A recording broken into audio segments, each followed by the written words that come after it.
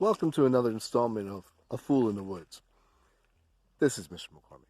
Anyway, I am, if you can see, in White Mountain National Forest. I'm specifically on the Caps Ridge Trail, or about to be, and we're going to go up to, hopefully, up to 5,700 feet today. I'm not going to say too much on video at this point. I will go back and fill in some of the ecology like I did with the puffin video, or will do with the puffin video. Anyway, need to conserve battery. There's supposed to also be a storm today, so we'll see how this really works out. But I'm going to try to hunker down, withstand that storm and that mosquito that just bit me. And yes, I have, I can already see rain. But yes, I have some bug spray on too. But yeah, it's starting to drizzle. I'm going to go in the woods and keep dry. As I ascend in elevation today, and you're going to walk with me right now, you can see the only real deciduous trees I have already are the birch. And they seem to do very well here. It's also very moist. And there's two different sides to a mountain often. And I don't know climate here as much as I should, and I'll look it up afterwards. But usually you have a windward side, which is very moist and dense with vegetation. You can see all the moss growing on the ground. We have numerous plants on the ground here that love, like the ferns, that love the moisture. But as we continue, the other side will be really dry because the precipitation drops out. Cold air can only hold so much moisture, and what's going to happen is that cold air does get colder as it goes up the mountain, and the moisture drops out. And then on the other side of the mountain, the leeward side is often dry. We're not really going to see the leeward side, I don't think. Never been on this trail before. This may well be the windward side, but I'm just judging it based upon, yeah, there are other microhabitat components that could be what causes, but most likely this is the windward side. The other side might be much drier. Also, you're going to note we're going to lose those trees, all of them, hopefully, by the end of this hike. We'll talk more in a bit. I'm going to hike up this trail. Talk a little bit about mountain ecology as I take this trail. And I better do it soon. Do you hear some thunder in the background? It's around 7 o'clock in the morning. Storm's not really supposed to arrive here until around 10. At which time I'll probably be hopefully headed down and not need to take this phone out and take any more videos. But anyway, montane ecology. Montane, mountainous, right? So as you go up mountains, it's like going up in degrees of latitude. And there are a few different estimates of this, but basically every 100 meters or so that I go up in elevation right now, in altitude, the biota, the community, changes as if I was going up north, maybe like 150. I'm so bad with numbers. I'll put it on the video anyway, but we're dealing with kilometers here. So as I go up, it's like going up north, and this creates one thing that it really does create, especially in tropical places, which is not where I am right now. But even here, it creates some pressure. Because nothing down at regular elevation, like sea level elevation around here, which is hard to find because you're always up a little bit, but still, nothing around will match what's at the top of this mountain. You'd have to go further north for that. In the tropics, even worse. Sometimes you get mountains that are so tall they have snow on them, and it's a tropical rainforest at sea level right below the mountain. So species become trapped.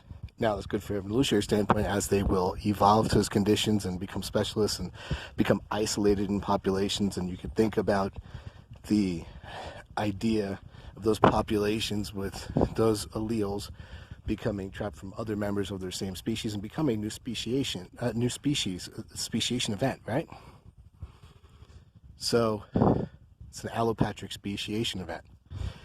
This can happen, and that's great. And you get all these wonderful biodiverse islands, if you will, because they're trapped from everything else if they came down, they might not be able to survive. They need those conditions.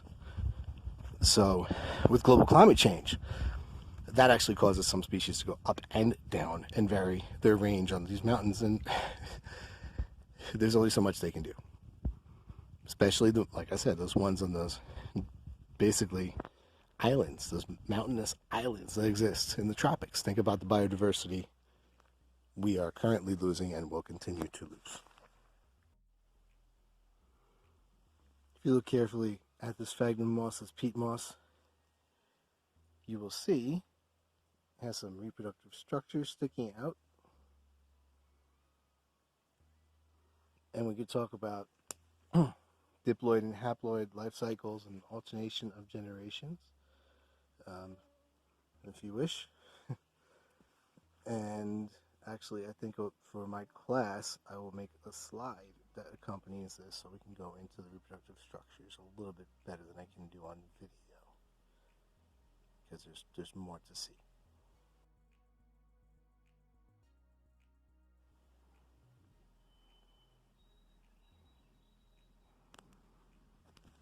In the background, white-throated sparrow does not belong down in New Jersey. To some here, I'm not sure in New Hampshire, but it is a bird that breeds in the northerly regions.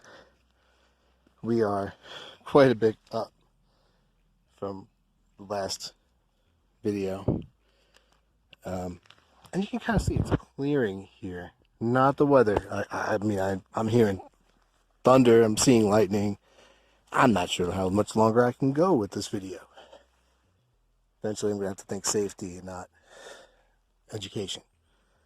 And education will keep me safe. Yeah, that was a corny line. Anyway, so I am educated in how to survive storms and such. So it's supposed to be pretty bad with hail and yep. But I'm here. Anyway, so you can see it's starting to clear. The trees are getting smaller. This will continue. Let's take a look at the landscape and see how it changes.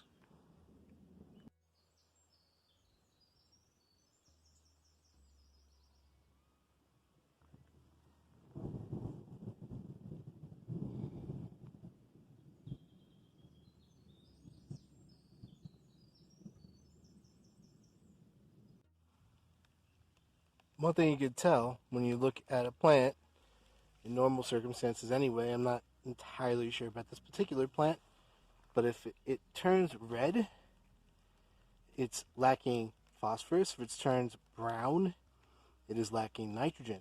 Now the soils over here are very rocky, and it's pretty hard for a lot of plants to live up here. These guys obviously are well adapted to it. You can see its buddies over here doing quite well. Kind of look like lady slipper, but I've never seen concentration of lady slipper like that before. So I'll let you know on the end of the video. But that is one thing you can tell by looking at leaves. You can tell what nutrients are missing, and a lot of nutrients are missing on the rocky side of a mountain. The soil is not sufficient. Part of being safe in the woods is knowing when to stop.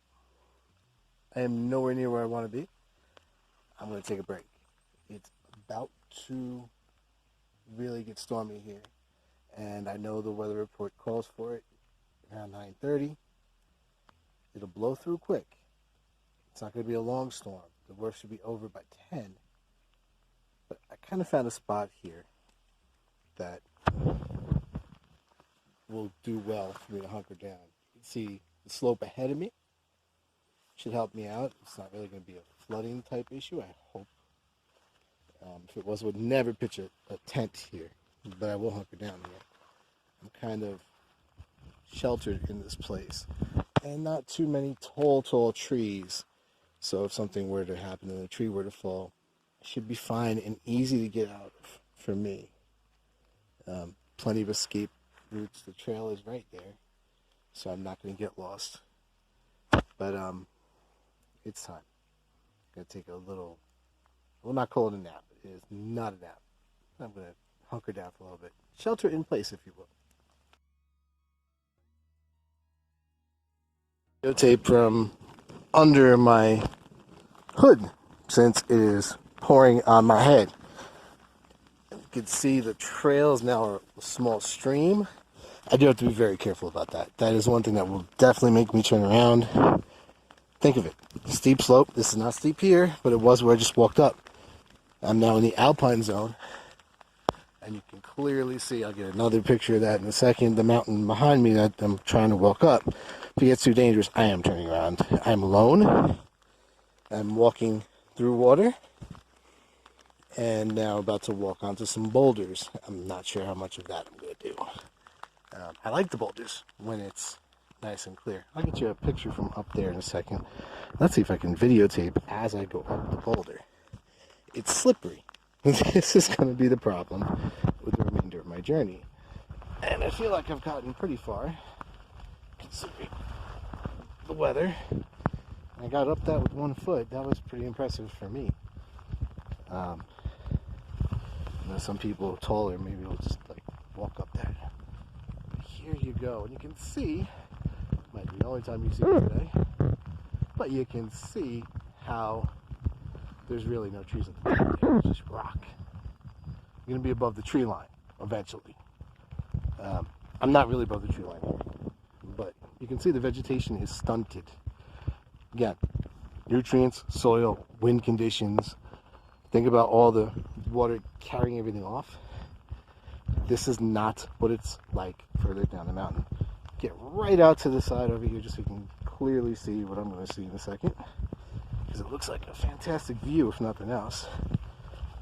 Maybe not a good teaching moment. This may well be the end of my video. It may also be the end of my hike. May not. We'll see. There you go. If you look around, what you're seeing are trees covered in lichens. There are fruticose lichens called old man beard that are pendulum that they hang from the trees. And also, if you look closer at the trees themselves, you have that crusty type of lichen that kind of hangs on as well. Two different kinds of lichens here. The old man beard is what I'm really going to concentrate on, though, even though I'm showing you pictures of all the different lichens that are on these trees. And the old man's beard is a good sign that the air quality here is really good. You can see this spruce tree really has a very thick trunk towards the bottom, at least, or pretty thick. It's actually very dangerous to assume the age of a tree without doing a core sample and looking at the tree rings, especially in conditions like this. We're still headed up the mountain, and quite a bit up the mountain at this point, even though we still have trees. We're not above the tree line yet, but especially in conditions like this where growth can be quite slow, I would not, without taking a number of samples, be confident aging this tree.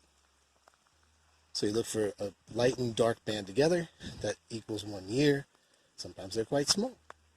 That means the tree growth during that year wasn't that much. And in a place like this, it wouldn't be very much anyway, most likely. Okay, so one reason I'm making this video is because I did just hear a bear behind me somewhere. Just wanted him to know I'm here. I'm not really afraid of the bear. Just keep my distance, be smart, and we'll be good. I'm so happy that, well, I'm almost there. I'll show you in a second. But I'm so happy that this rain is over. It's not. Just like the weatherman said. But anyway, I really couldn't get a weather report very accurately on the mountain anyway.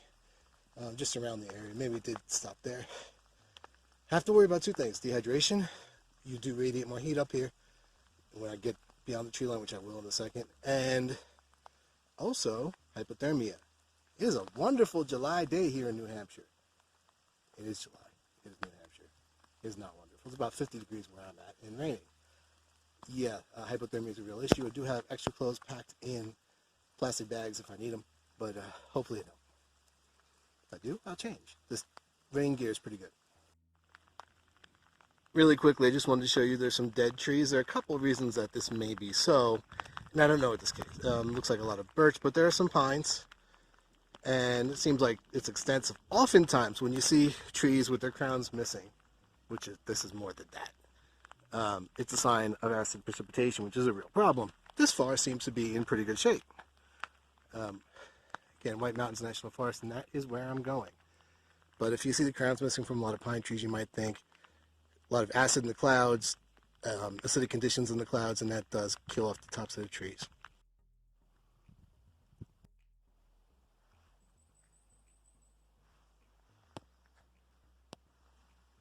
If you listen closely, the bird sounds like it's going big, because there were two of them before.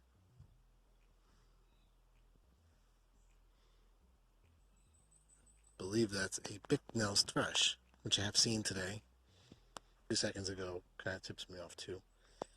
But they don't breed many places. So this is a really important place to conserve bick-nosed thrush. Very limited in range, and this is one of the places that they do breed, and the wintering ground is limited. So it's good to see that there is a thriving population here.